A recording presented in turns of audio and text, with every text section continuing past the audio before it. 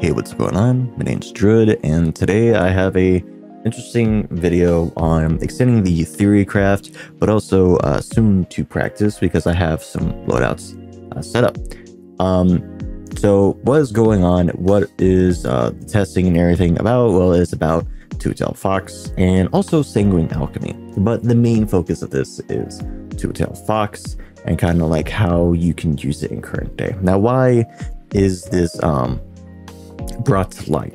With the introduction of Final Shape, with Prismatic, a lot of things were broken out of the box with Facet of Command, which that has been nerfed or quote-unquote like reworked a little bit, so it's not proccing repeatedly. So if everyone's saying, oh, he's like late to the party about that, I do understand that, but the interesting part is that if you have someone on Prismatic using one of these setups here, you actually are going to be doing interesting amount of damage for a support like build, or if you wanted to for a DPS. So what sparked this whole like idea and extending on this? Well, I gotta shout out Ironwork Gaming. He is definitely someone that inspired me for this, and he is a very interesting guy. He's very smart. I enjoy his work. So again, it's Ironwork Gaming. I'll definitely leave a link to his channel, and also to the link to the video that I'll be using to kind of help understand what's going on. So a lot of credit to him. This is not just me, but a lot of credit to him on kind of like help breaking this down. So what he did with Two-Tailed Fox, and before I continue with that, Two-Tailed Fox was kind of messed up where it was like not registering the searches, I believe. And later on, Bungie did fix that to now the rockets do get affected by these surges, and the surges are going to be active all at the same time. So it's not like struggling between Void, Solar, Arc with the catalyst of Two-Tailed Fox. So they're going to be active. So Ironworker here, he did a single volley damage test. And what he has done is break down the individual rocket and the rocket with their corresponding surges. So looking here from Ironwork Gaming, he has as a total base on the Grasp of Avarice Ogre with one volley as 132,476. Now he broke that down for the Void, Solar, and Arc rocket, which as you can see, the Void rocket was doing a 12k, the Solar rocket was doing 12k, and the Arc rocket was doing 3k for impact. Now for blast damage, Solar and Void were both doing 42k, while the Arc one was actually doing 10k. Suppression not being a active debuffer or anything, you know, like not suppressing, when suppressing, it's not applying a debuff or a tick damage, so it's doing 0 damage. The Scorch stacks from or Scorch ticks from the Solar rocket is 5k, and the Jolt from the Arc rocket is 5k, with a total of damage coming as for 54,000 for the Void, the 59,000 for Solar, and an 18,000 for Arc.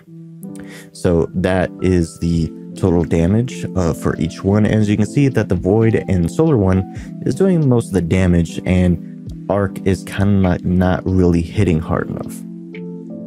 So in his next test with all the corresponding surges, you know, Solar for Solar, you know, Void for Void, and Arc for Arc, he netted a base total damage of 145k, which is very interesting. And he breaks it down on showing that the reason why it didn't do increased damage with all three surges, as like someone, you know, if you're just taking from base damage and then just calculating what each rocket's doing with surges, you would think, oh, it's going to be this much. But actually he found out that the Arc surge is not buffing the damage for Jolt. So something about Jolt from the Arc rocket is not being affected, but the Solar rocket, which is doing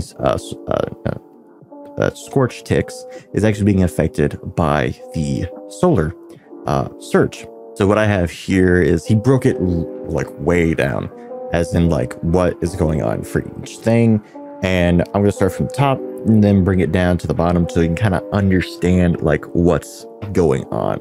So from the top of the volley, he explains that the solar and void are getting a void being a 4.1 increase by the surge, and the solar rocket is getting a 4.5 increase by the surge, while also the arc one is only getting a subtotal of 1%. And that is making up the damage for the 1045k damage that he got with all 3 surges. And so which is going to be labeled down on the bottom. I'll highlight that in post editing. Hi, editor. So when moving down, he gave just what if 2 solar rockets and 2 solar surges and 1 solar surge and 1 void, because obviously you can see that there's no point on running a arc surge. And what he came up with is that if you run 2 solar surges, you're getting a 7.7% increase with base damage, which is slightly under from the 111 surges. So then he tried the 1 solar 1 void, and he got better results, being practically still about 1k up from the double solar, making it 8.6 from base, and it's almost there to the actual thing there for the 111 system. So when he goes in and added another additional surge with the 1 solar and 2 void, he gets a 11.5% increase from base, making it a 100,447k, which is a better increase than your total for just 111 system. And then when he moves down, he realizes that since the solar stacks, the scorch sticks are going to be affected by the solar, so he does 2 solar 1 void, and he gets a 11.8. Obviously that would be the best one. So with that information, and very sorry if I don't make much sense trying to explain that, it pretty much he found out that the optimal use for two-tailed is a 2-1 system to solar 1 void. Now, with the introduction of Foe Tracer for, introduce Foe Tracer for your hunter, or you do Sanguine Alchemy for your warlock, there is many things you can do to actually boost this to be even better than what it's supposed to be. So what I've done is kind of introduce Sanguine Alchemy into this and wanted to test it out. Now, before I get into that, I want to explain why I think Two-Tailed Fox is back in the rocket meta right now. So when Two-Tailed got its 3rd rocket, it applied Jolt, and Jolt actually is a damage shared amongst your team. I believe it is a 14k damage shared when you proc Jolt, and you're jolting the target, which is the damage is shared between all teams. And when you're attacking that person, the jolt is happening. So there's a 14% increase, or not 14, there's a 14k damage that is shared amongst many other people. And also when you have people that are also running solar-like abilities like Prismatic, also having the ignition for depending on your grenade, on your subclass, you're also sharing ignition damage with Two-Tailed Fox. So you're actually getting things off a lot faster, which would be increasing that damage. So in my theory test is I believe that if you have 1 Two-Tailed, 1 Gjallhorn, and then the rest on rockets, you actually are going to be doing an increased DPS, due to the reason why behind that is that Gjallhorn also got a nerf, but also got a buff to its base damage. So it's like, this is like the filler for rocket DPS in my theoretical damage. So what do I have here? Let's finally get to the damage testing. Let's see what you got. Jared, shut up, stop talking. It's been 10 minutes. That's all turn. That's 15 minutes into the. That would probably turn me to 13. If that were the case. Doing that.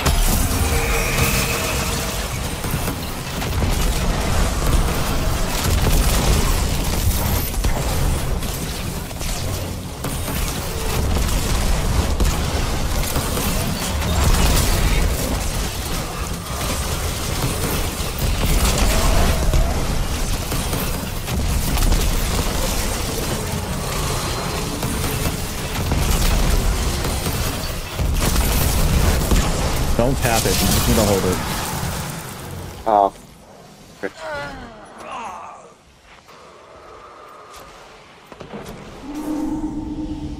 I mean, we did damage. We did not bad, but Oh. they're good.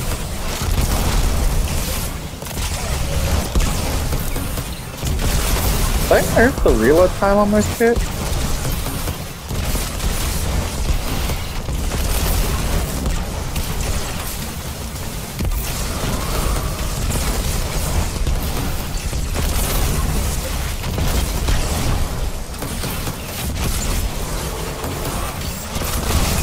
Alright.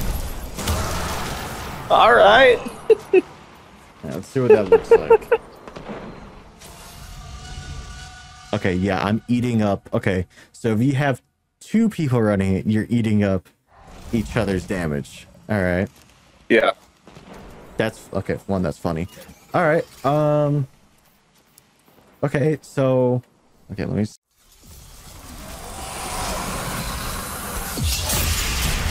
3, 2, 1, 12.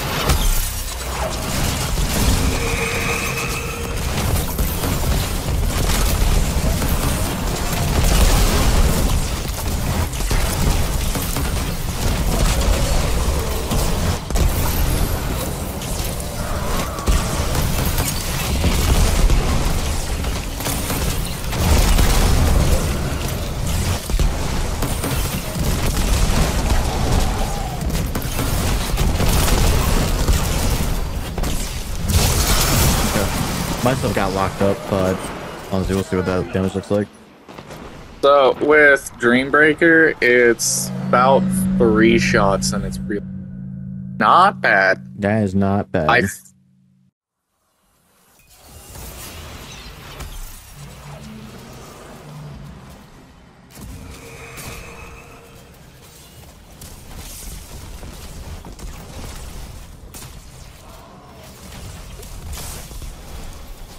Damn.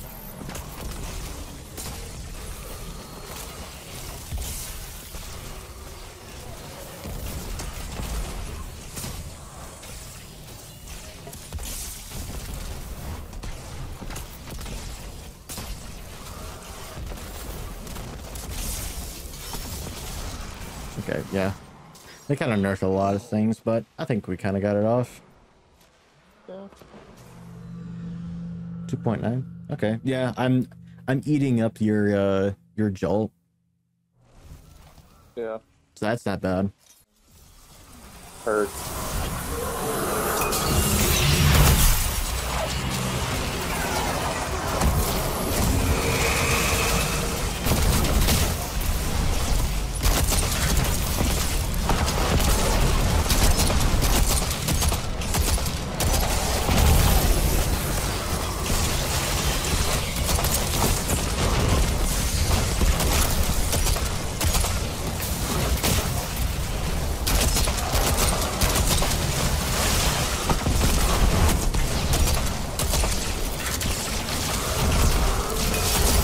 Okay, there. That's the best damage we can get. Yeah. There we go. Yeah. Alright. Alright, so what's the second build, huh? It's predatory. I'm talking like compared to Destiny, it was like Destiny is like a kid. Fucked up the well timing, but Okay. yeah.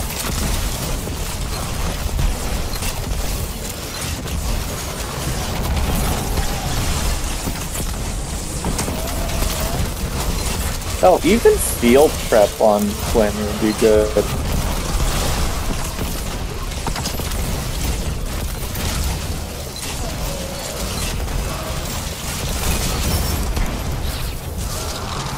You got a random chunk off of that. Wait a minute, huh? You got chunked. What? Ignition? I guess so. Goddamn. Okay, 3.2. That's the only thing I could think of. Actually, not bad. So what I'm hearing is that Jotunn's actually kind of viable now in DPS. Hey, Trav, or Druid? Yeah, I think. Now I just gotta get the catalyst and then we'll see what really happens. Oh, yeah. For a glaive, like an exotic glaive. Have an exotic glaive themed after Nezarec, and give it like an alt fire that applies weaken. Like a special interaction that applies weaken. Or suppress. Because the Tormentor Slam. Yeah. Or if they were to give us something like Nezarec's giant axe thing, make like I guess Child of the Old One sort of thing. Okay. Do avoid, buddy. Okay. So actually with this, so that's not bad. That's actually, Yeah. to be honest with the setup, because like I'm using, hold on, can you put on a legendary rocket and tell me how much time you get with a Wolfpack round? Yeah. 14 seconds. Okay, About yeah, 50. no, okay, so I timed it just right. Yeah, no, honestly, I think I might have just made a very, I think Warlocks may or may not be broken for the next raid. Okay. Yeah, Noted. so Sanguine Alchemy is definitely something to be looking at. Watch it get disabled. If it's disabled for the next raid, I knew it. Like, If it's disabled, I'm not even gonna be mad. I'm not even gonna be mad. I'm gonna be like, okay, cool. I guess I'll go Titan. I guess. Again. Again.